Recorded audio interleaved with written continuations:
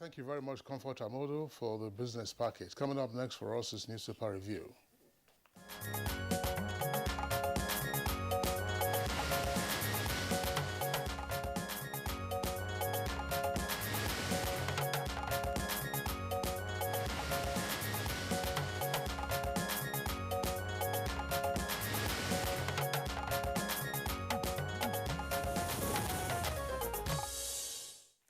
And time to welcome Bayo Atrebi to do what he knows how to do best. And we are all in purple.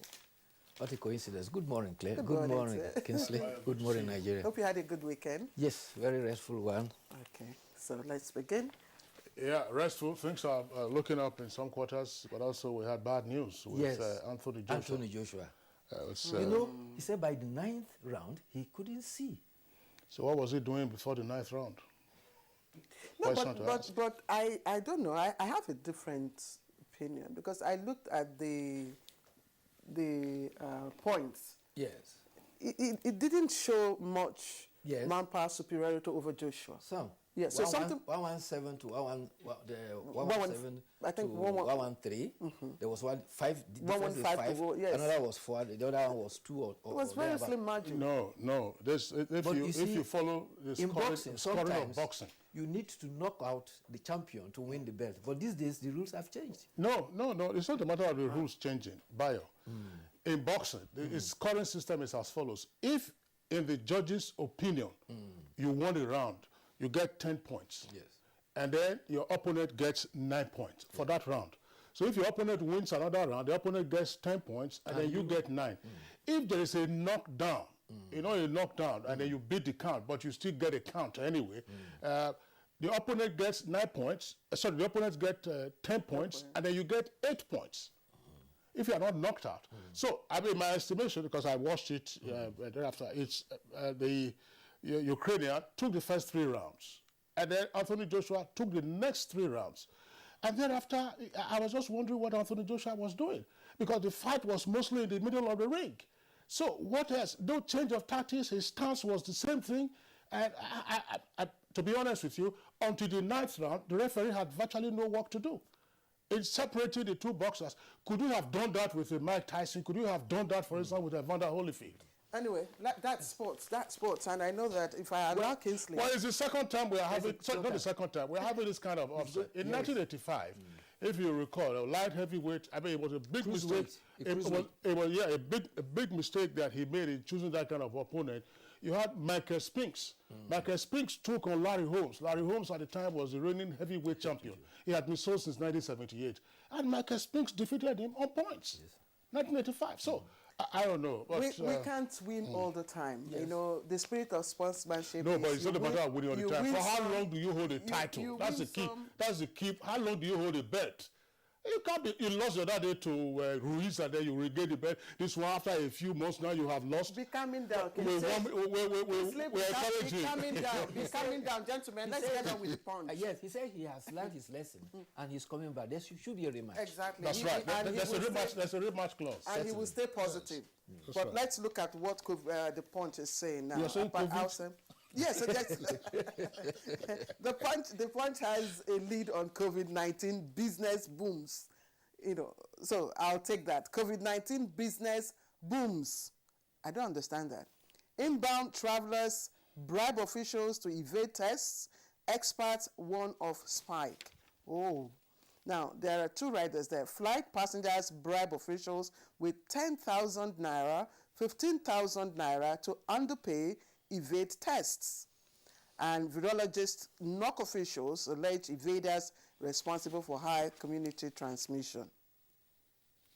Okay, so that's the lead story on the front page of the Punch. Let me see if there are other complementary stories on COVID. Okay, so above the nameplate, FG places 3,964 Nigerians on watch list, suspends passports. Okay. The details of that on page 41. You want to find out why. Now, 330,000 Nigerian refugees in Chad, Niger, and other countries. This is coming from the federal government. Details of that on page 9. And ASU meets next week over planned strike, laments government inaction. Page 41.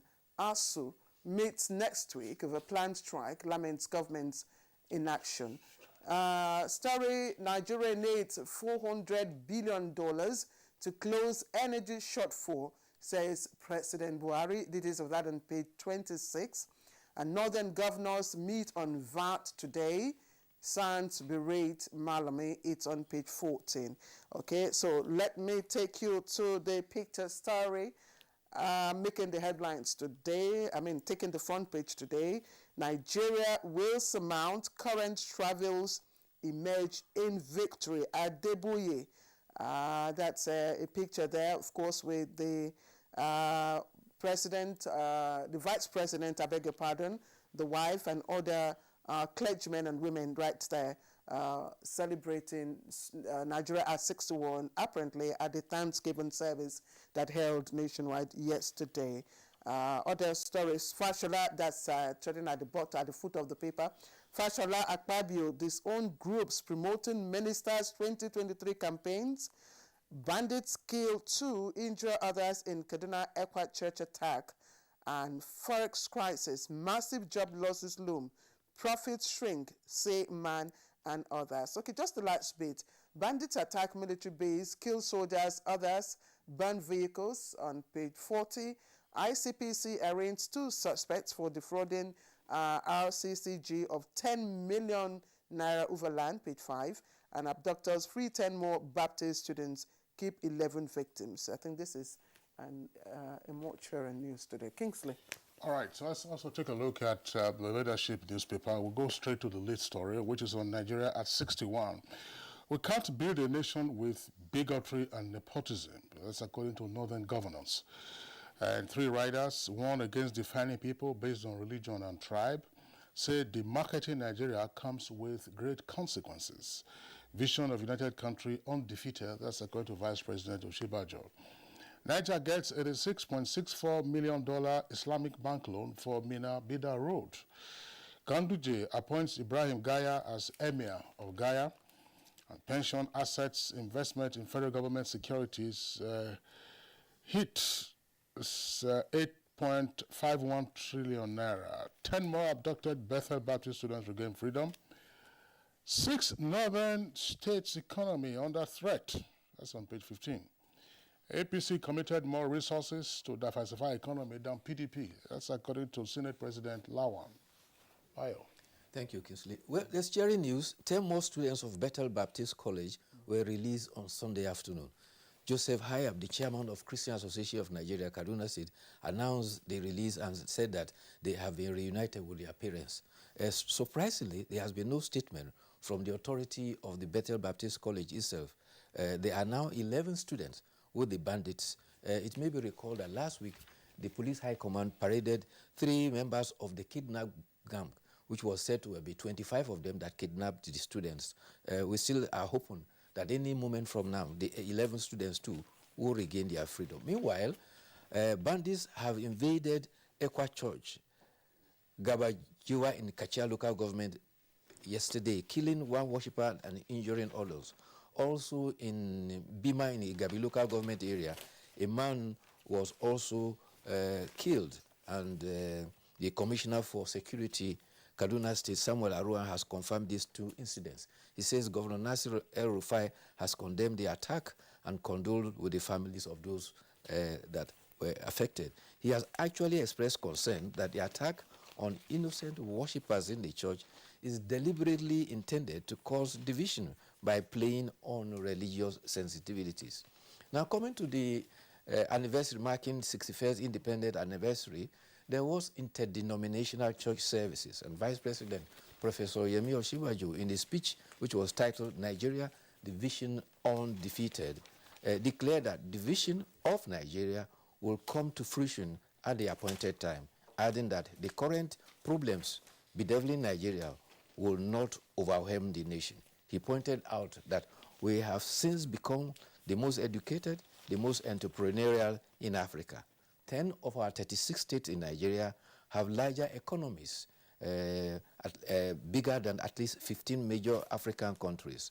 The General Overseer of the Redeemed Christian Church of God, Pastor Enoch Adeboye, said Nigeria will surmount current trials and emerge in victory, stressing that all will be well with Nigeria. The Secretary of the Government of the Federation and other key government officials were at the ceremony. There is the story that Kingsley read about 86.64 million loan from Islamic Bank, which Niger State has gotten to work on Mina-Bida Road. But this has become a source of problem because Niger State government has closed that road, and immediately you now have a situation where heavy-duty trucks and drivers have continued to block Lambata-Bida Road. They are protesting the closure of the Mina-Bida Road. And the Secretary to the Niger State government, Alhaji Ahmed Matani, says that communities affected by the blockage are overstretched and agitated, and the state government says they cannot do anything if situation gets under control. You will recall that even last week, the Minister of Work and Housing was complaining that during an inspection of the 211-kilometer Makurdi-Lafia Road, at Lafia, the junction to Makurdi, tankers have parked on the highway. And he stressed that this is very dangerous. Don't go too far. When you are going Kaduna-Abuja Expressway, at Tarfa, you find them there. On Kaduna-Kotogora Highway, when you get to Makera, tankers are there. Tankers are becoming a nuisance. In fact, in this Lambata now, where they are now blocking the road, there was a time they blocked one portion of the dual carriageway, parked tankers there, so commuters were forced just to use only one lane. I think that's a danger brewing. Yes, indeed, and I think the federal government came out yesterday and the ministers to appeal to, those at the Bida Lambata, Mina route and all that. But I think as at yesterday, the reports that we have is that they were still there. So motorists had to, come through, especially those coming from Kwara State, had to come through the Obajana area. So, forming itself another, gridlock on that axis. Well, traffic management. That's the key issue. Traffic management. What we are seeing now is what Apapa experiences every day, and that's why when you hear the Apapa gridlock, it's the same old story. And a number of those bridges on Lagos harbor tankers, going to Apapa to go and load their products. Sometimes, these are issues that ordinarily municipal authorities ought to be able to handle. And you will require the president to come down and begin to control traffic or direct traffic. And the time has come for us, to have at several locations trailer parks, so-called trailer parks. I know they are building one on the Lagos-Ibadan Expressway, somewhere at Ogere, and so on and so forth. But elsewhere, where you know that truckers do congregate, then you have an extensive park. In some cases, you just behind where they have parked, you will see extensive land. So why can't this be developed? And then, you come back, the government doesn't have to develop it, get into a PPP. There are even tanker parks. Some available, even Tarfa, where we are mentioning now, there's a tanker park. But tankers will not go in there because the environment itself, probably they find it very unconducive. That's why I said it. PPP, that is the management of it, Bayo. Look, if you have to go in there and make a payment and you have all the facilities, you have catering services, you have washrooms and so on, even bathrooms, and perhaps lodges for them to pass the night in case they have delays in loading their products. All those, but you do so for a fee, a reasonable fee, and make the environment conducive, get the place properly lit up, and everybody will be okay. But this, you block the highways, and if you make a time budget to say, look, I want to get to Kaduna by road, say the next, I believe, 2.5 hours or thereabout, and sometimes 4 hours, 5 hours. Yes, like even if you do that, the fact that our people are also lawlessness is also a factor. The park, if you come in by road, from the southwest part and you get to Lokoja, you know that, these luxury buses have their parks. But you still find the, articulated trucks parked on the roadside. Not only parked on the roadside, they do what is called double packing Exactly. on both sides of the road. Precisely. Yes. Yeah, Precisely. the lawlessness persists because in some cases, some of the law enforcement officers now just, play Roger and then that's it. Talking about law enforcement now, the shutdown of telecom services in Zamfara, Katsina, and parts of Sokoto State is having its toll. But however, a member of the Sokoto State House of Assembly says that the bandits have found a way about it. They are now using telecom services from Niger. And in fact, a bandit called him, threatening to attack him and his community. They are now using telecom services from Niger Republic. Happily, we have healthy relations with Niger Republic. We approach the Nigerian authorities.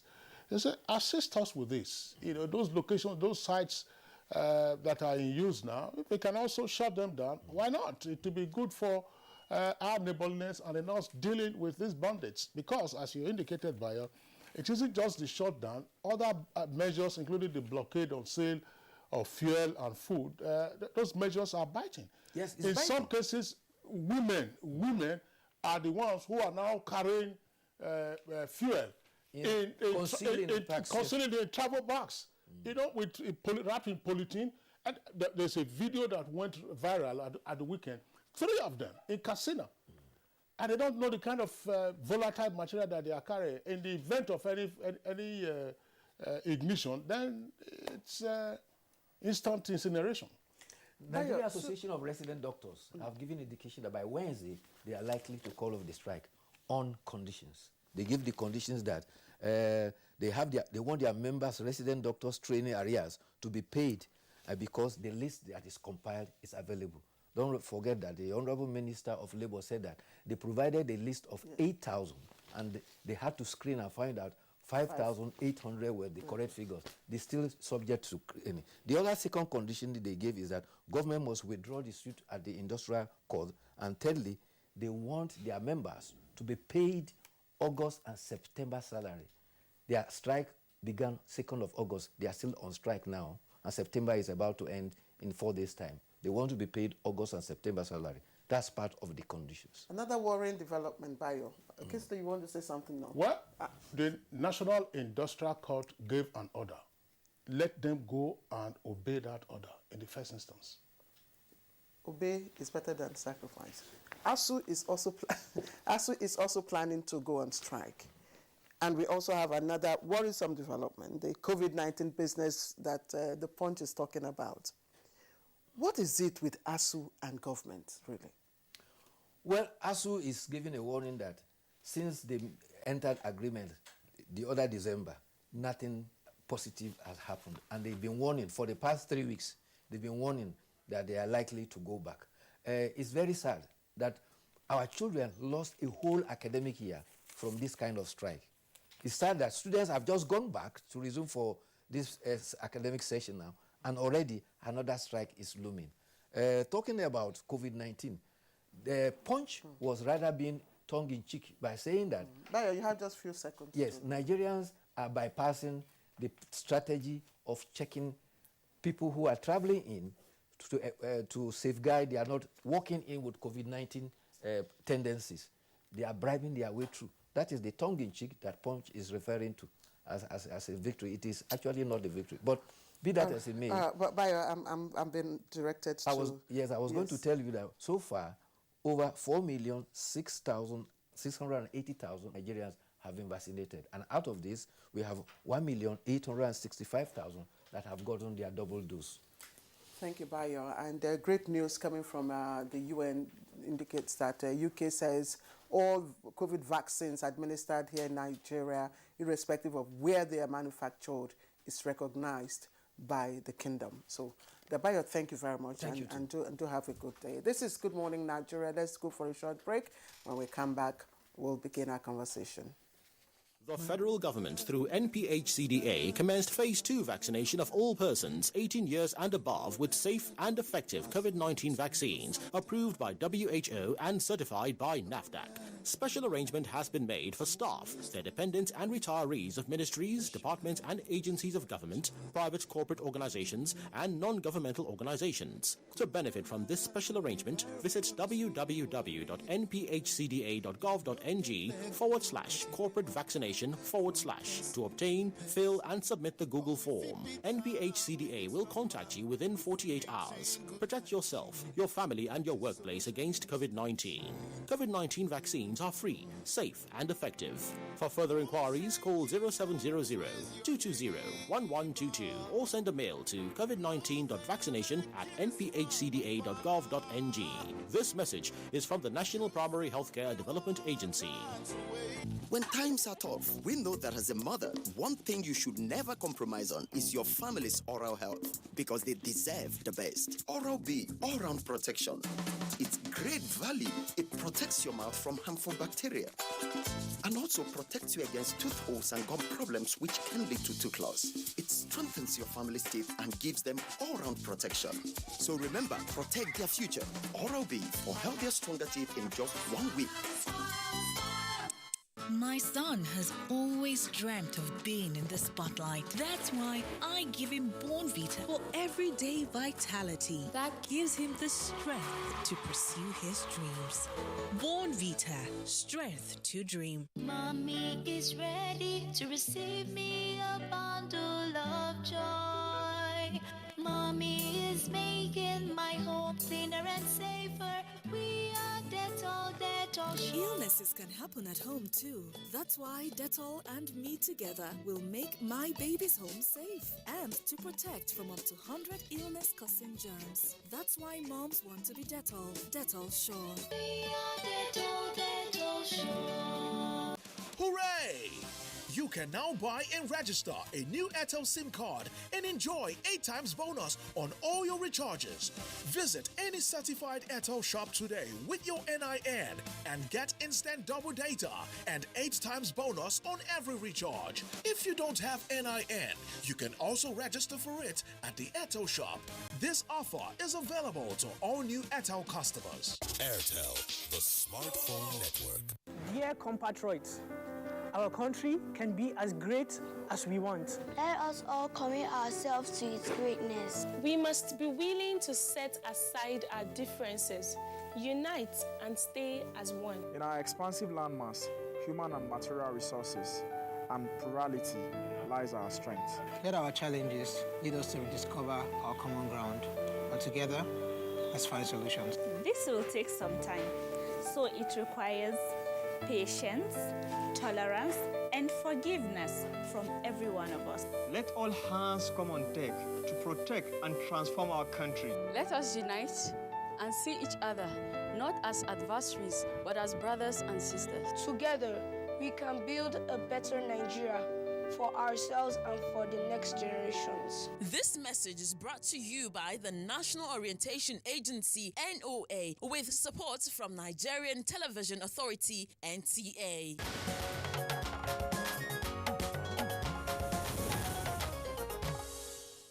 Right, it's still Good Morning Nigeria. Now, diplomats and delegates to the 76th session of the United Nations General Assembly described Nigeria's outing as impressive and, of course, applauded Mr. President's speech. On today's edition of Good Morning Nigeria, we will look at the fallouts and, of course, examine the implications of Nigeria's outing on Nigeria.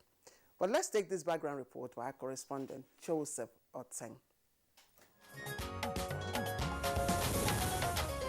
The 76th United Nations General Assembly gave world leaders another opportunity to share and make vital contributions to current global challenges, including health, security, and environmental issues.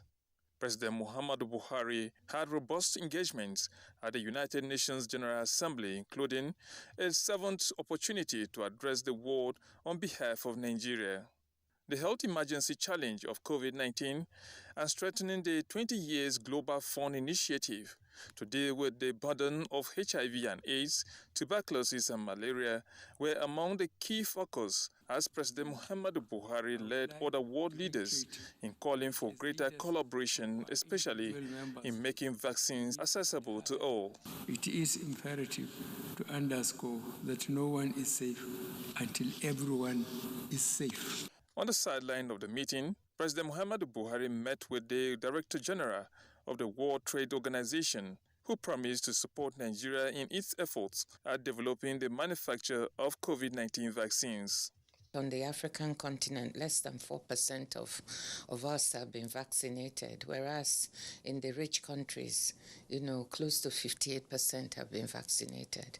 It's not something that really is good for the world. On security, President Muhammadu Buhari frowned at recent trend of unconstitutional takeover of power in some West African countries, urging UN member states not to tolerate it.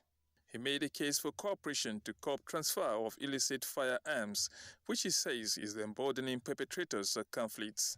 Receiving in audience the permanent representative of the U.S. to the United Nations, President Muhammadu Buhari was appreciative to the U.S. for its support in combating terrorism in Nigeria. On building a resilient economy, the president made a passionate case against illicit financial flows, calling for global action against it. He also asked for extension of debt suspension to enable benefiting countries sustain their economy. And ensuring the recovery and return of illicitly acquired assets have the potential to provide resources in the immediate term for financing development. During a bilateral meeting with the Queen of the Netherlands, Maxima Zugueta, both leaders spoke on unlocking development opportunities. It is about getting a large percentage of our country, not just in the urban areas, but throughout the country, to plug in to the digital highway, really, as it is, and so that all activities will be done digitally. Investors will then also come in. The United Nations General Assembly gave opportunities for greater commitment among member countries to collaborate for peace, security and development, as well as protection of human rights. What are the major takeaways from Nigeria? Guests on Good Morning Nigeria will highlight the fallout shortly.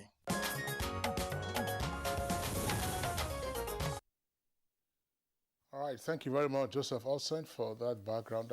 Now to discuss matters arising from the President's outing at Onga 76th Assembly. Let's welcome via Zoom, still in New York, the Honorable Minister of State for Environment, Ms. Sharon Ikazo. Honorable Minister, pleasure to have you with us this morning on Good Morning Nigeria. Good morning, Nigeria. All right, and also joining us via Zoom is Mr. Femi Adesina, Special Advisor to the President on Media and Publicity. He was with the President on this trip. Femi, delight to have you again on Good Morning Nigeria. Yes, I join you to say Good Morning Nigeria.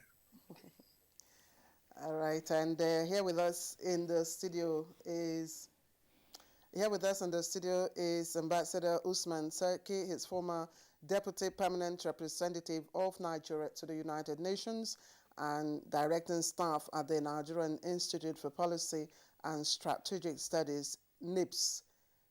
Your Excellency. Good morning. Good to have you with us. Thank you. Thank you so much. Okay. Good morning.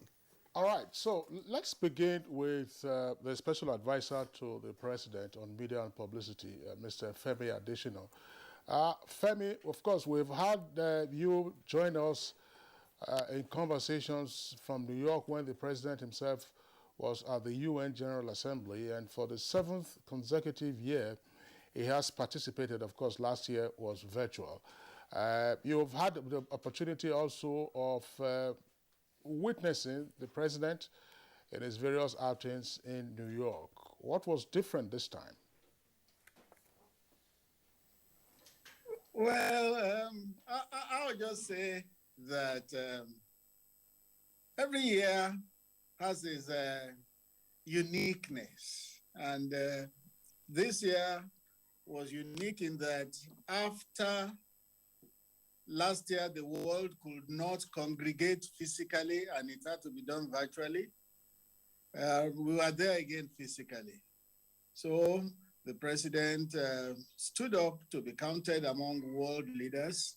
And when issues of global significance were being discussed, Nigeria also added its voice. So that for me was the greatest significance, that Nigeria's voice could be heard among the Committee of Nations when issues of global significance were coming up. All right. Good to hear that, and it's great to also have a physical assembly this time. You are so excited. I see that on your face, which of course gives us another indication of what to expect from Mr. President's outing. But tell us, what really is impressive with our outing? Oh yes, the many meetings and then the general debate. We had got there on Sunday last week, and the president began to have bilateral meetings with some world leaders and UN officials. Issues of mutual significance to Nigeria and the other countries were discussed. And then on the day of the general debate, President was there and he made his presentation. And from the feedbacks I've received around the world, I think all those that listened to him were quite impressed with Nigeria's statement, because what the president gave was actually Nigeria's statement, our position on different issues, climate change, terrorism, security, trade, and the COVID pandemic particularly. So there were many issues that Nigeria added its voice to, and like I said earlier, it was quite significant. Okay, thank you very much, Mr. Femi Adesina. Let's also bring in now the Honorable Minister of State for Environment, Ms. Sharon Ikazo. Honorable Minister, well, right from the opening statement by the UN Secretary General, it was clear that the question of climate change would be one of the cardinal issues to engage world leaders at this year's 76th General Assembly. And President Muhammadu Buhari also made a speech with regard to matters around climate change. For you, and therefore for us as a country, what were the major takeaways from the President's intervention during the general debate? Okay, I mean, the President stated clearly that climate change is already with us in Nigeria. And it also triggers conflict. It affects food security, drying up of the Lake Chad, youth migration, and loss of livelihood for our people. Before the General Assembly debate, the President had participated in a side event, tagged Transformative Action for Nature and People. This was convened by a coalition of about 70 countries, of which Nigeria is a member. It's called the High Ambition Coalition for Nature. And their job is to tackle biodiversity loss all over the world. And you find that biodiversity and climate change go side by side, as we're losing our biodiversity in terms of our trees, forest cover and all. It's all affecting climate change. So tackling the two is the way to go. And the president made that clear in his speech and mentioned how he had approved 10 new national parks. These were from existing forest reserves in Nigeria. And all the efforts Nigeria is making in tackling biodiversity loss and climate change. You're aware that Nigeria is taking over the presidency of the Great Green Wall. The Great Green Wall is that initiative of the AU to create a belt for forest cover across the Sahel region in Africa. Okay, Honourable Minister. I'd also like for you to talk to us about the President's speech on transition to low carbon economy and how it was received. And how? And how it was received. Oh, it was received very well. Nigeria is one of the global champions for energy transition. And the president also participated in the high-level dialogue on energy. Nigeria is actually one of the few countries who have come up with an energy transition plan that we intend to launch at COP26. That's the Conference of Parties on Climate Change coming up in Glasgow. And to me, one major outcome from this is that, you know, ever since we signed the agreement, the Paris Agreement, Nigeria has seen clear commitment and support for our country, you know, to access equitable finance for us to be able to transit to a low carbon economy.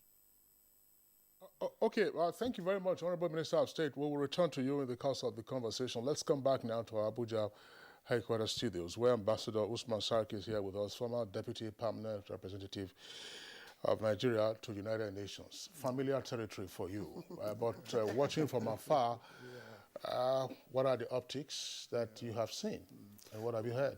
Thank you very much. And let me commend the earlier speakers, Mr. Adeshina and the Honorable Minister, for informing us about the goings-on the ground in New York. What I will add is that it is very important for us to understand that the annual General Assembly meeting is a commitment, reaffirmation, and reiteration of the importance of the United Nations to global governance.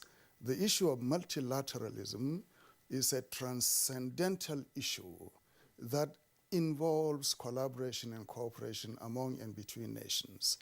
Heads of state and government go to the United Nations to bring this commitment, the national commitment, to global governance and to upholding the principles, the ethos, and the Charter of the United Nations. And what are these principles? First of all, the maintenance of international peace and security. Secondly, the promotion and protection of human rights. And thirdly, advancement of sustainable development. These are the core issues that the United Nations deals with. And nations are expected and even required to commit themselves to these principles. So if you look at the general theme that runs through all the statements of the heads of state and presidents at the General Assembly, they cover these three areas globally. And what is of great significance is the commitment to the advancement and implementation and achievement of the UN Sustainable Development Goals. The 17 goals and 163 targets encompass the totality of global challenges and objectives that are needed to impel or propel the human society, human beings to higher levels of harmony and development. So I think what the president has done, our own president, His Excellency Muhammadu Buhari, is to convey the collective will of the country to the global community to assure them that Nigeria is a partner for good in upholding the Charter of the United Nations and bringing on board the specific Nigerian, West African, and African dimension to contributing to the development of the global community. So it is not an exercise in futility, but it is actually an exercise in building global resilience underpinned by hope, which is the theme of the United Nations General Assembly this year. So his speech, actually, he began by commitment to multilateralism and expressing concern about the challenges posed by COVID-19. And he went on down the line to specifically address about 6 or 7 key issues. And one of those key issues is issue of peace and security, the proliferation of small arms and light weapons, and the call by Mr. President for the global community to implement the provisions of the Arms Trade Treaty. And I think it's very important that we give vent to these items that he has raised in his speech. I was going to ask you, it's a good thing you talked about the arms trade treaty. Yeah. I was going to ask you, in terms of, if you were to evaluate, in terms of content and solutions that, Nigeria preferred, at the assembly, beside conveying Nigerians, the collective, desires and wants of Nigerians, does the president's speech also address the issue of global peace, and equity, to which all UN member states are committed? Yes, he actually, without specifically mentioning the SDG 17, Mr. President reiterated the call for global partnerships, and that is SDG 17 actually. Yes. So he said there is need for global partnership in ensuring that peace and security prevail everywhere. He particularly referred to the condition in our region where terrorism is still reigning in some parts of the country and the Sahel. And he asked for global support to governments in the region, particularly Nigeria, that is facing the threat of terrorism, to combat terrorism. And he now spoke about the percolation of small arms and light weapons into our country through various entry points. And the interdiction of this flow of arms is one solution to reduce and eventually to eradicate terrorism. And I think it's very important for us to realize that no matter what you do, the manufacturers of small arms and light weapons have a responsibility to actually know the ultimate end user of the guns and ammunition they are providing. And the ATT, the Arms Trade Treaty, actually has made provisions for the containment and curtailment of free flow of weapons. And where we had difficulty, because we led the African group in negotiating the Arms Trade Treaty in 2014-15, was the actual issue of sale of ammunition. That is bullets and shotgun shells. This is an enormously profitable area, and the manufacturers of these materials, they do not want to see restrictions imposed on the sale, supply, and global transaction on ammunition. And I think we have to target these things within regional mechanisms, ECOWAS, African Union, in order to see that compliance is ensured towards effective implementation of the ATT. All right, thank you very much, Ambassador Sarki. Let's return to Femi Adesina, Special Advisor to the President. But Femi, one of the key issues the President raised has to do with the rollback of democratic governance in West Africa in particular. And the UN Secretary General was also on the same page in his own speech, talking about the rise of undemocratic governments in different parts. So we are grappling with what's happening in Guinea. We also know Mali. There was an attempt some time ago in Niger. So tell us, what generally is the global, if you like, global mood with regard to the rollback of democratic governance in some regions of the world? So thank you. The general mood is that it is not appreciated, it is not welcome, and it is worrisome.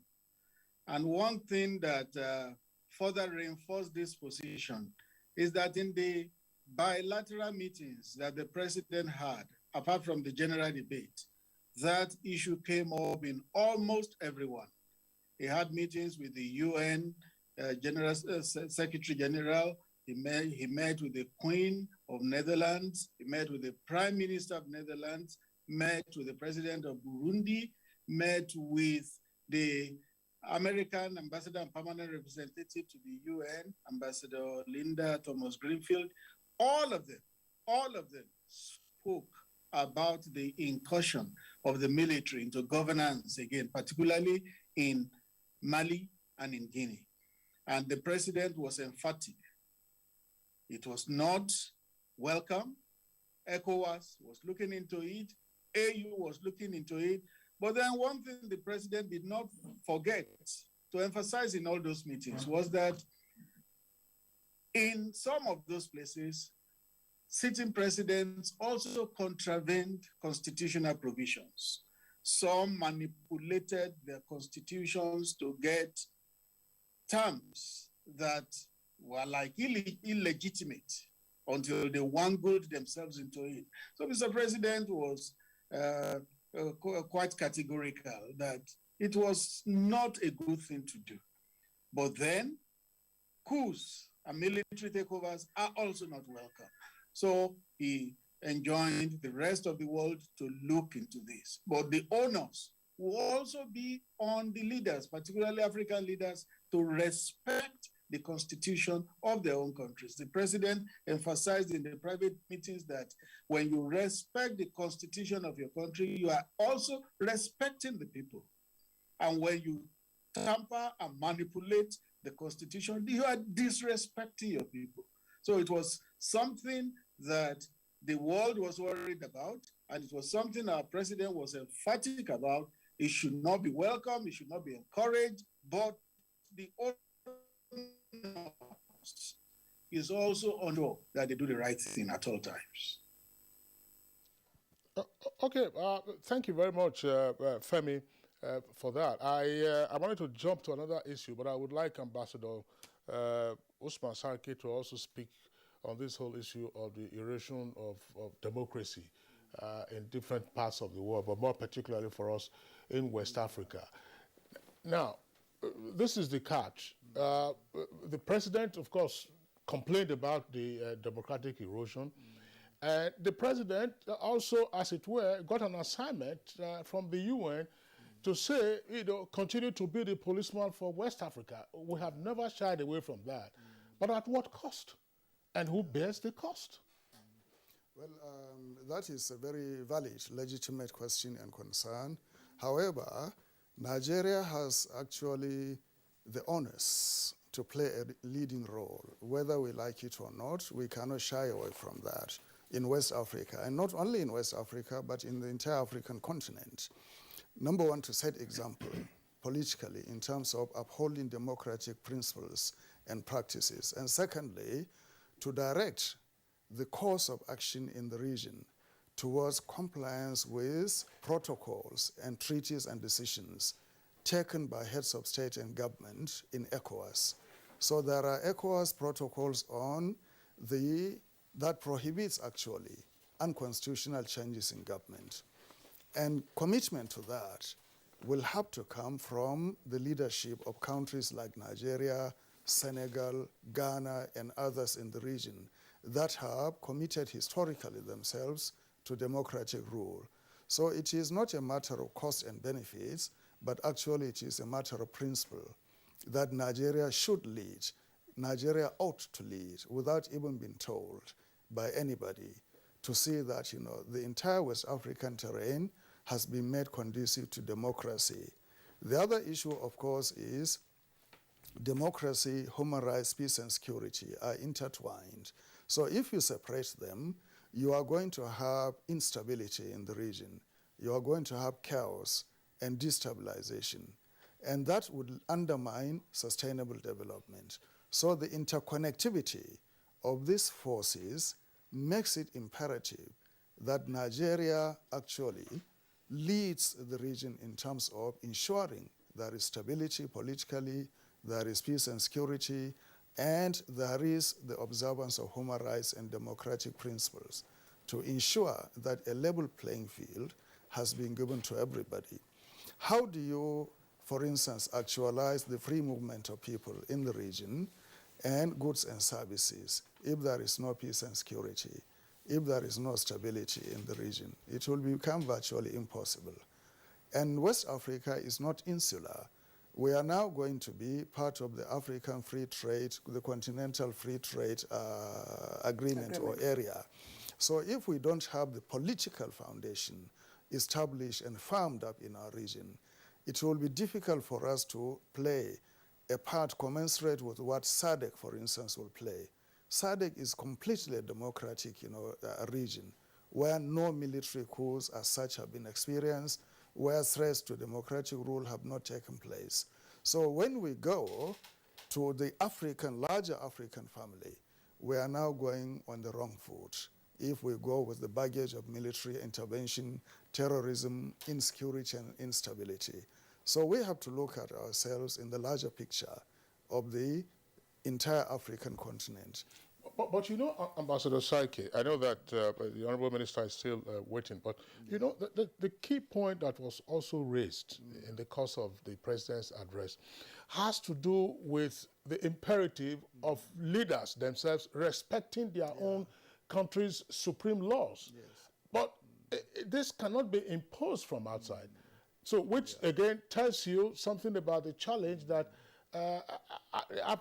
some African countries would face to say, look, you know, we have our constitution, this is what it provides. Yeah. So why finagle with the constitution? We have seen Cote d'Ivoire appears quiet in the meantime, but we saw what happened in Cote d'Ivoire. Now we saw what happened in Guinea and what the consequence has been. Yeah. What can the international community do? And in this case, say the contiguous states, say Nigeria as leader in West Africa, when a leader is verging on dangerous territory that might result in some political conflagration. Quite, you are very right in terms of the personal inclinations, the idiosyncrasies of leaders in terms of perpetuating themselves against the Constitution and the rule of law. Now, let us remember the African Peer Review Mechanism, APRM. It provides for internal assessment of the rule of law in every country, and the principles and legalities involved are actually, you know, spelled out in the commitment of African leaders to rule of law, to democratic governments, and to the constitutive act of the African Union. Based on that, the African Peer Review Mechanism will now look at the way internal reflection or implementation of these principles are taking place. So where there are breaches, African leaders themselves in conclave, for instance at the African Union, will point out to their peers that what you are doing is wrong, don't go along that route, don't go along that road. And this is the way of bringing back people from the brink. So what Nigeria should do is to revive, reactivate, and strengthen the APRM as a way of compliance mechanism towards democracy, civil rule, constitutional rule, and rule of law. All right, thank you, Ambassador Seriki. Let's go back to our Zoom connection and join the Honorable Minister of State for Environment, Sharon Ikezo. Let's talk about the impact of climate change and loss of biodiversity, which Mr. President harped on. And he also called for the urgent intervention of the United Nations. But are there areas of probable intervention? Did we present areas of probable intervention on our side? Yes, there are areas of intervention, like conservation, for instance. I had mentioned that the president had approved 10 new national parks. So with these national parks, we increase our forest cover. Then also the Ministry of Environment, it's also conducting a lot of intervention projects. For instance, in the wetlands of Hadejia and Guru, we're trying to rehabilitate those wetlands, you know, to improve the livelihoods of our people. Then also we plan a national mangrove restoration project. You know, Nigeria is a coastal country, and our mangroves have deteriorated over the years, and these mangroves are carbon sinks.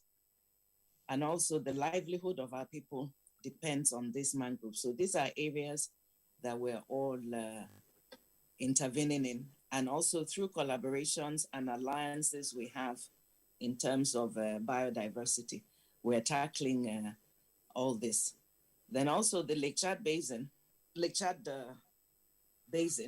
we're working closely with Ministry of Water Resources to see how the Lake Chad can be resuscitated, you know, in conjunction with other countries around that Lake Chad Basin. Because if we don't tackle the climate change issue, the livelihoods of our people are affected, We'll keep on having conflicts between herders and farmers. And also, our youth will keep on migrating from the rural areas into the urban areas because of effects of climate change on their farming and their livelihoods. So these are basically the interventions we're working on, and we intend to do more of that. Honorable Minister, thank you very much for the points that you have raised. Earlier, you did say that Nigeria will shortly assume the presidency of the Great Green Wall. What would that mean? Yes, the Great Green Wall is an AU intervention for planting trees across the Sahel region and also restoring land. Nigeria has already restored about 4.9 million hectares. And out of this Great Green Wall, we will also be able to provide alternative and sustainable sources of livelihood for our people in those areas. At the same time, we will promote dry land agriculture for them, provision of water and irrigation in those areas. And a lot of our youth will be engaged as the forest guards, in planting of the trees and also protecting the trees. My question, Honorable Minister, has to do with Nigeria assuming the presidency. We've been hearing about the Great Green Wall for some years now, and you have indicated that we planted a little over 4 million hectares.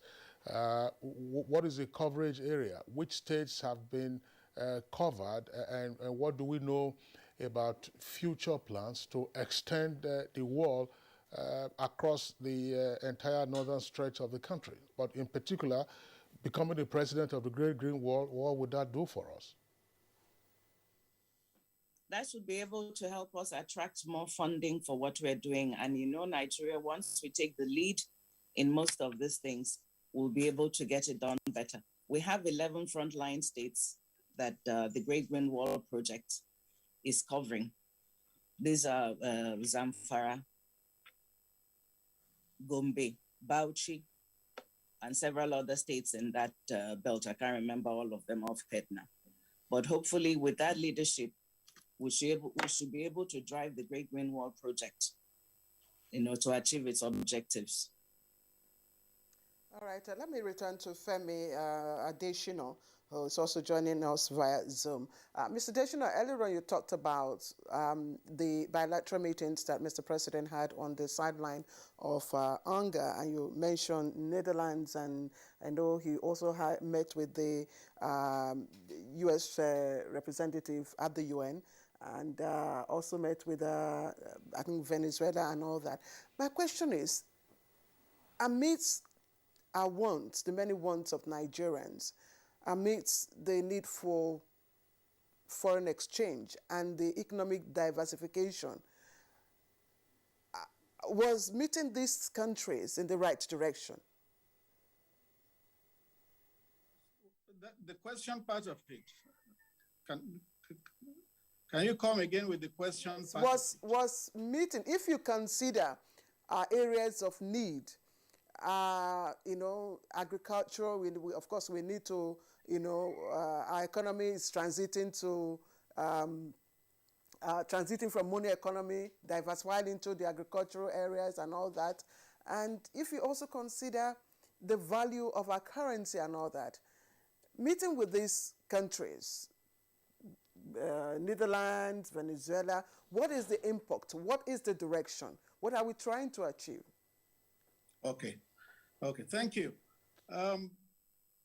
Basically, appearance at UN is a multilateral meeting, a multilateral outing. That is why the other meetings are called sidelines, because they are bilateral in nature.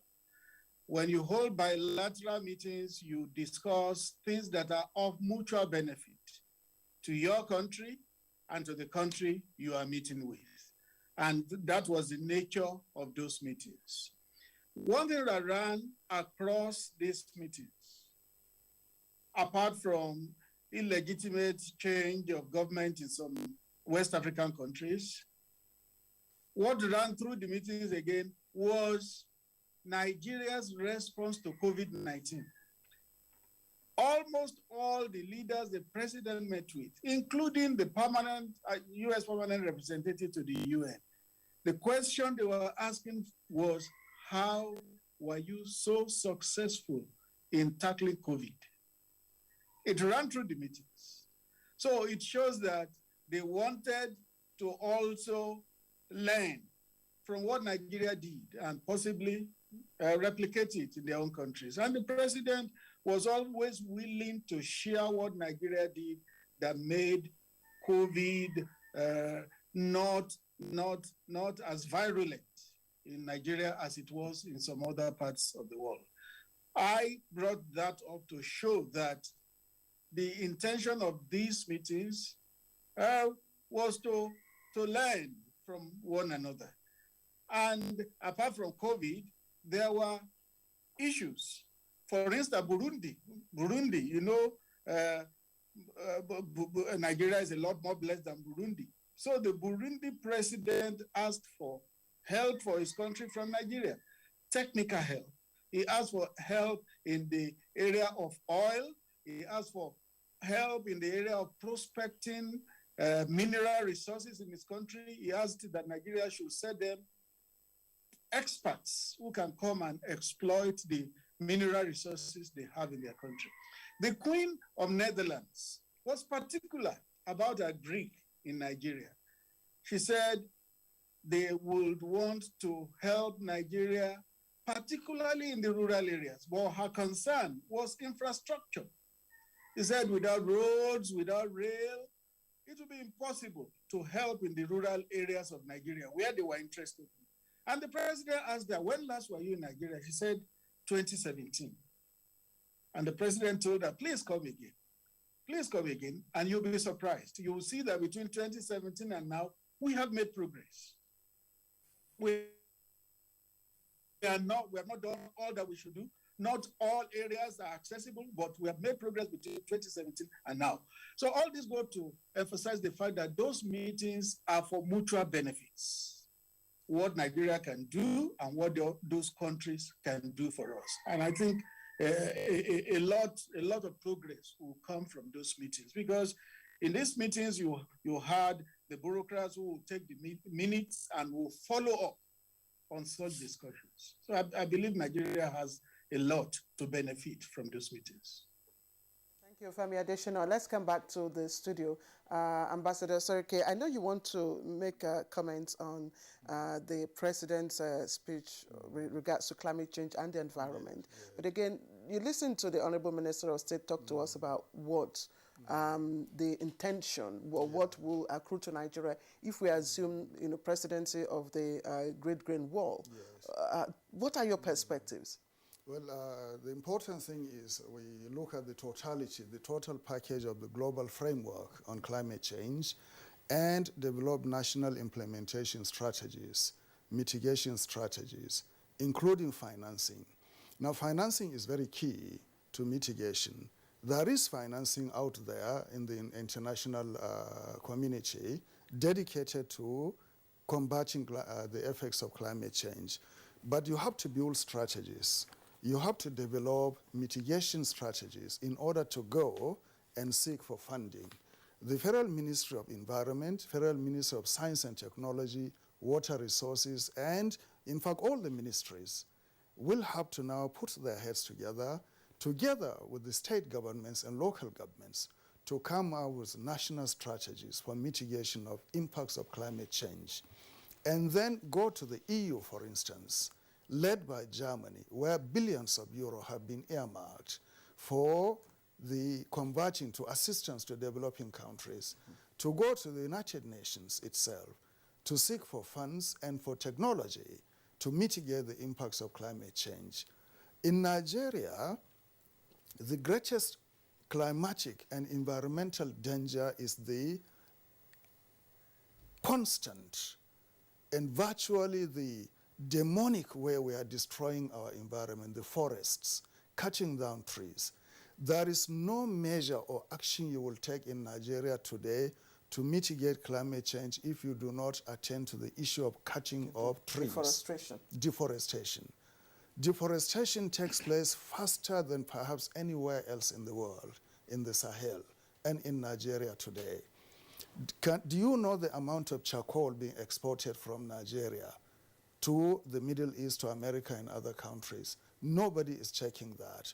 Do you know the amount of hardwood that is moved from central Nigeria today in containers? They call it rosewood or something, that go to China. Nobody is actually stopping that. Do you know the amount? There was a moratorium, if not a ban, on the export of rosewood. Yes, sometime. yes. I don't know whether it's been enforced. But are we observing it? That's a we good don't question. know. Yeah. We don't know. And you cannot actually, stop the cutting of trees if you do not stop the manufacture of charcoal for export and for domestic use, storage facilities, or to finance. And then she will now intervene at her very high level to see that their issues are resolved so that gas can become affordable. Egypt is virtually a completely dry country, but every household you go in Egypt is actually supplied with natural gas.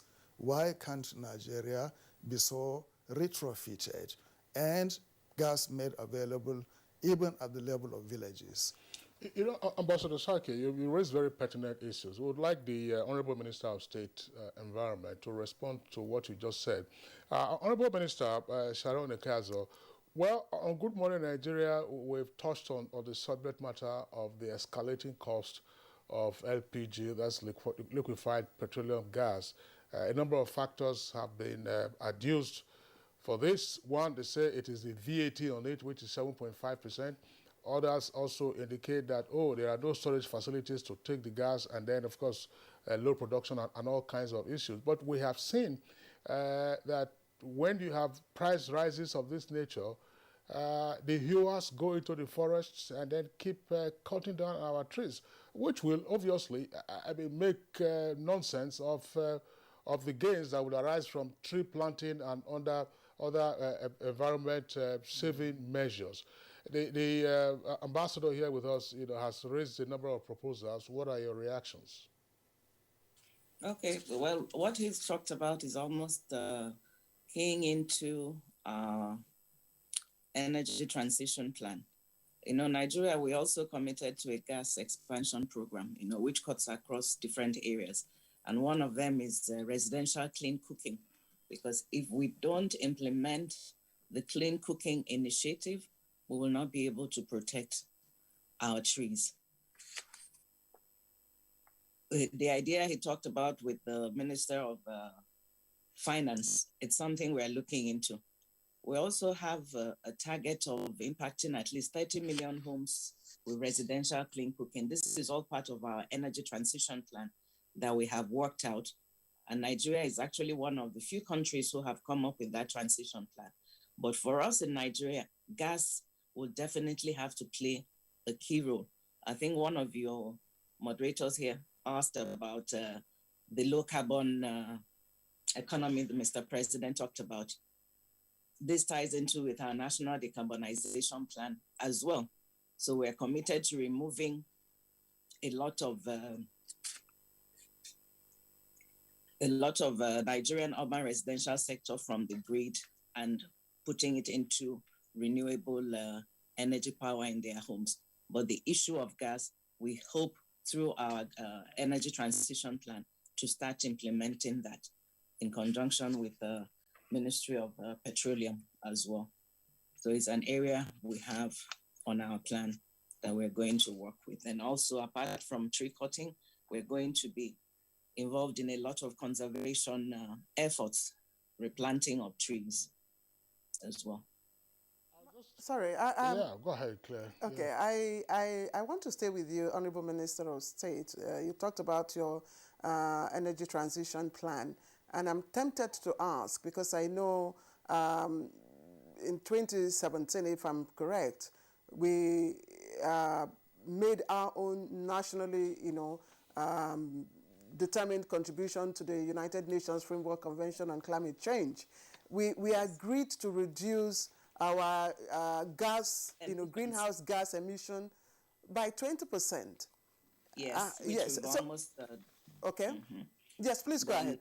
I'd just like to know where we are at the moment. Okay, yes. We've just submitted our nationally determined contributions to UNFCCC. And we're committed to reducing our CO2 emissions by 20% unconditionally and 47% conditionally with support from international partners. And our NDCs as well, we've expanded it to waste and water as well. Sorry, what does that mean? I don't quite understand your explanation, Honorable Minister. You said we're almost hitting our target, unconditional target? Yes, our unconditional target of 20% by all the projects we have put in place. Okay, thank you, Honorable Minister. Back again to Femi Adesina, Special Advisor to the President. Nigeria also added its voice to the canvas, if you like, for more equity in the distribution of COVID-19 vaccine. This is a comment that we've been hearing since, of course, the vaccines were developed for COVID-19. Dr. Ngozi Okojo-Iweala says that just about 4% of the African population has been vaccinated. In our own case, we also know that total population vaccinated is less than 10%. But what did you read as the body language of the advanced countries that have developed these vaccines, and in some cases are almost achieving herd immunity on account of the numbers that they have been able to vaccinate? Is it like, look, it's your business as a developing world, or okay, we will come to you at some point? Are we required now to take our destiny into our own hands? No, I don't think that is the thinking. Like I said earlier, in the various bilateral meetings the president had, the issue of COVID also came up. I remember the Queen of Netherlands remarking that Nigeria used a great part of our GDP to combat coronavirus last year. And part of the discussion was, in whatever way we can be helpful, we will be. The American Permanent Representative to the United Nations, Ambassador Linda Thomas-Greenfield, who incidentally has spent about 3 years in Nigeria before, was also quite interested in what was happening in the country, the level of vaccination, how Nigeria succeeded, so to speak, so far in combating coronavirus. And she said that the Delta variant, particularly in New York, where we were then, was very, very virulent. And she said that was why America was virtually insisting that its public workers must be vaccinated, you know, because America is getting to that level where they're saying public workers must be vaccinated, otherwise no admittance to public offices and all that. So I don't have the impression that Nigeria was being left alone and Africa was being left alone. No. Like the president said in his speech, the safety of each person is the safety of every person. Because they know that if Africa lagged behind and they took care of themselves, the world is a global village. It's just a matter of people coming in and going out, and there's contamination again. Therefore, there is this feeling of togetherness in the world. Our collective humanity needed to be taken care of. So we are our brothers' keepers. We are looking out for one another. The president spoke about the COVAX facility and expressed the appreciation of Nigeria to all those who have assisted. No, there is not that feeling that we have been left alone. There is rather the feeling of mutualness, togetherness. We are in this together and we will crack it together. That's the sense I got from the outings. Okay, yes. all right. Femi is optimistic. The key issue actually has to do with the availability of vaccines. There have been commitments. I know President Joe Biden of the United States did say they were going to release some 500 million fresh doses to the developing world, I believe Africa. If that came into Africa for a first dose and a booster dose, that would be 250 million. Probably just serving parts of West Africa and not the rest of the... But it's an optimistic viewpoint to say that, okay, the rest of the world is not going to leave Africa behind. But in terms of timelines, how do we move from just 4% vaccine coverage now to double digits? All right, Kingsley, I think, are you putting that question to Ambassador? Ambassador, we'll just keep you on hold. Let's bring in the Honorable Minister of State for Environment, just before she takes her leave. Honorable Minister, you talked about the programs of action, which has taken us to almost meeting, unconditional targets to the UN Framework Convention on Climate Change. I'd like for you to speak more on that, because the last time I checked, gas is still being flared in the South-South, and other, conditions that, give rise to gas emission are still there. So I just like for you to give us more details on some of those programs just before you leave. Okay, you're talking about gas being flared, and that the emissions are still there. In other words, at the back of your mind, you're thinking of the race to net zero by 2050. Am I correct? Absolutely.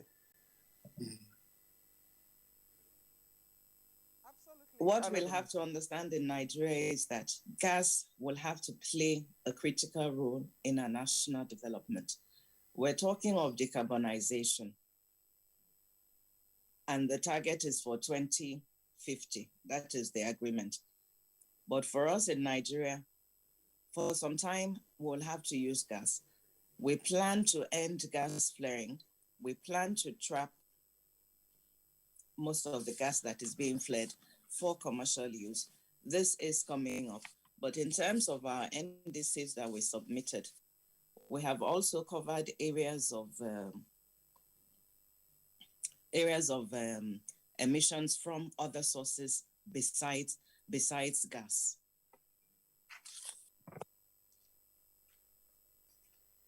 I hope that answers you. Since you must leave us now, we have no choice but to allow you. It's 3:30 a.m. here. I'm trying so hard. Yes, we know. We do apologize. We do apologize, Honorable Minister. So we wish Kingsley, you don't have other questions. We'll be back to have this conversation on our NDCs as we prepare for COP. Oh, that would be great. That would be great, Honorable Minister. Yes, definitely, so that Nigerians have a clear understanding. That'd be great. Of our NDCs, yes, what we submitted. That would be great, and I also hope that you'll find time to join us right here in the studio. Honorable Minister of State for Environment. Definitely. Thank you. Sharon Ikwazo, thank you for joining us. Thank you so much. All right, let's take a short break now. When we come back, we'll continue with the final lap of our conversation on Good Morning Nigeria. Ministry of Works and Housing has the responsibility to help improve the quality and the quantity of the road infrastructure assets, which are the roads and the bridges and the highways. At the moment, we have over 13,000 kilometers of road network under repair, reconstruction, or rehabilitation out of the existing 35,000 kilometers of federal road network. These 13,000 kilometers are comprising about 850 different contracts which the ministry superintends across Nigeria. We are fulfilling the mandate of our ministry to expand the connectivity of Nigeria's states and by extension the towns and villages through road transport. He's falling sick so frequently, either fever or stomachache. I keep him away from junk food. She also feeds me apples. She says an apple a day keeps... If you want to keep germs away, then also wash your hands regularly with Dettol soap. Meaning? Germs and disease spread through the hand also. For this, use Dettol soap. Dettol protects from up to 100 illness-causing germs. Dettol soap is endorsed by the Nigerian Medical Association. Be Dettol sure. I dey enjoy Nollywood film, Orisun, PBO, AMC be my best channel. But ST Nollywood Plus dey show the latest Nollywood blockbuster on top classic bouquet. How I wan take watch am? My pikin dey enjoy 5 children's channels, but e wan come add DreamWorks on top am. I be telenovela lover and I like ST Novella E and Starlight. But I hear say the series on ST Novella E Plus on top classic bouquet dey totori person pass wetin I dey see now. And I wan watch am. Shey I go need pay 800 naira extra? From September 1, Star Times dey summer you better package. But no fear, we no increase price join this offer. Make basic bouquet subscribers just pay for 1 month and then go fit to watch 3 ogbonge extra channels from classic bouquet. This awoof never finish oh. Recharge classic or super bouquet for 1 month and you fit be one of the 400 lucky people them we go win smartphone. Terms and conditions dey shall. More value, same price. Star Times. Enjoy digital life.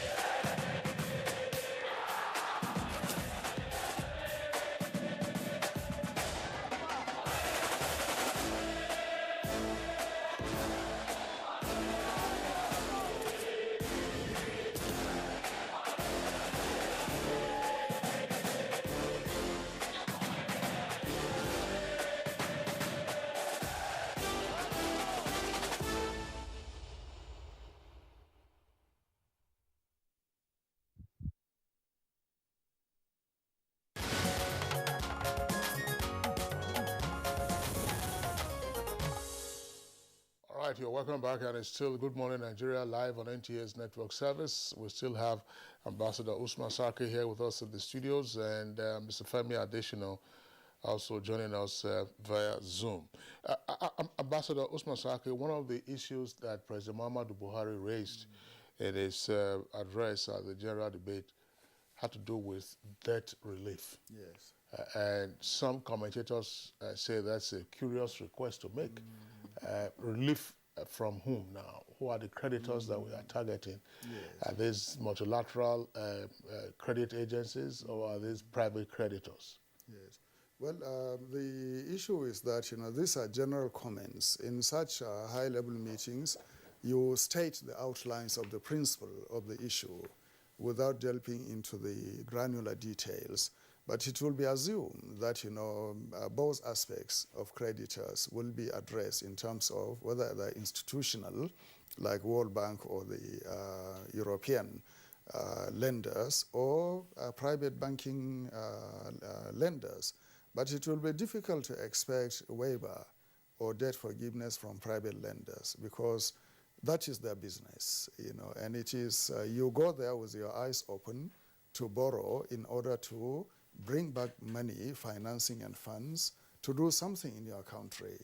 And that project in which you are actually, plowing money is supposed to generate money to pay back the process. However, on the basis of principle, such remarks could be made. But if you look at Mr. President, if you read the statement, he made the call not only on behalf of Nigeria, but he said on behalf of least developed countries, developing countries, and small island states. And these are countries, not all of them are resource-rich countries like Nigeria that could afford to pay back. A lot of them are struggling even to really balance their national budgets. So Mr. President's call was a generic call, much more humanitarian call in terms of alleviating the impact of debt on small countries, on countries that are struggling to actually make their economies, to make ends meet. So it is something to be supported in principle. So when we engage with the WTO, with World Bank, with African Development Bank, with the IMF, we developed strategies towards the reduction of the fallout of debt in terms of perhaps prolongation of the repayment, the reduction in the payment of interest. There are various ways to mitigate the challenge of debt repayment. So I think it was a timely call, not necessarily viewed against Nigeria's increasing borrowing, but views against long-term prospects of economic development of countries, particularly developing and least developed countries and small island countries that do not have the capacities, the resources, and the wherewithal to repay these sums, which will ultimately become a terrible burden on future generations to bear. I said, Ambassador, that I'd like to take you back to the issue of arms trade treaty, which Mr. President spoke about, emphatically. He also appealed to the UN, members of the UN, to ensure that it is well implemented. And I'm wondering if, because given the veto power, that some members have, and when there is a decision is taken on, arms disarmament, with the veto power, is it possible to achieve any form of, reasonable disarmament? Well, let us separate the arms trade treaty from the global disarmament process. Disarmament usually refers to the idea of, number one, non-proliferation of nuclear weapons, and secondly, reduction and elimination of existing nuclear weapons stockpiles. So Mr. President's address, actually, we should see them at two levels. One, at the level of small arms and light weapons and their proliferation, and secondly, at the level of nuclear disarmament. So the arms trade treaty actually refers to the manufacture, sale, circulation, distribution, purchase, and availability of small arms and light weapons, basically. We negotiated that in New York in 2014, 2015, and Nigeria was the first country, or among the first countries actually, to sign the treaty, in 2015. We went to Trinidad and Tobago. We led the African delegation to negotiate it, and we came to Dakar, Cairo, Senegal, to flesh out the West African framework for the implementation of the ATT.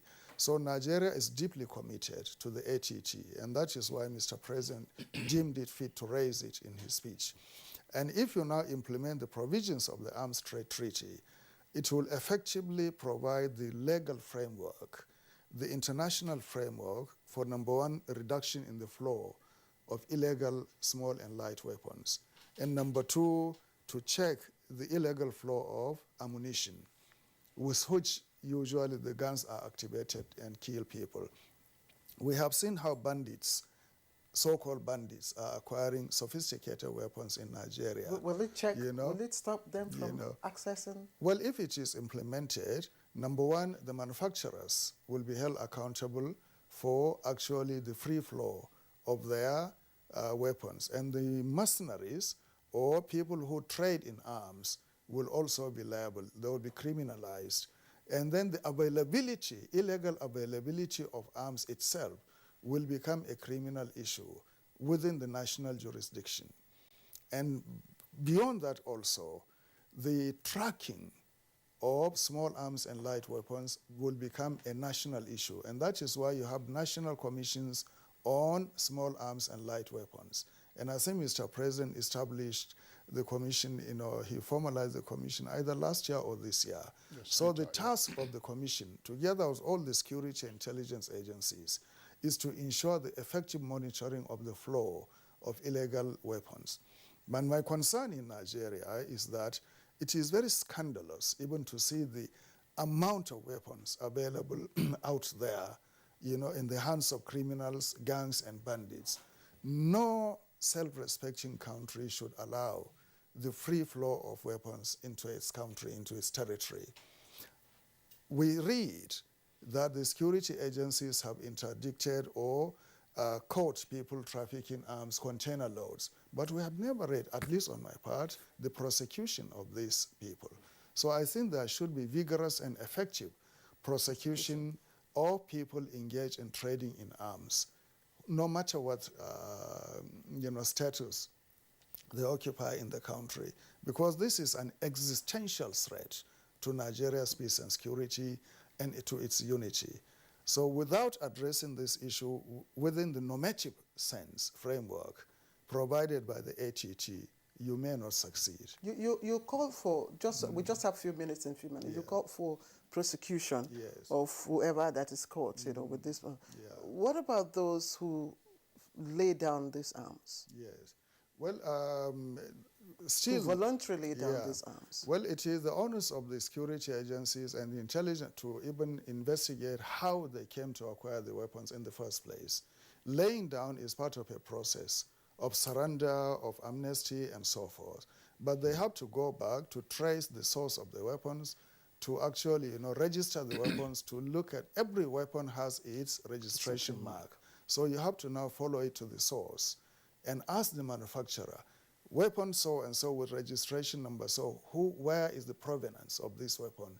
And that is how you show seriousness and commitment, and to hold the manufacturer and supplier to account.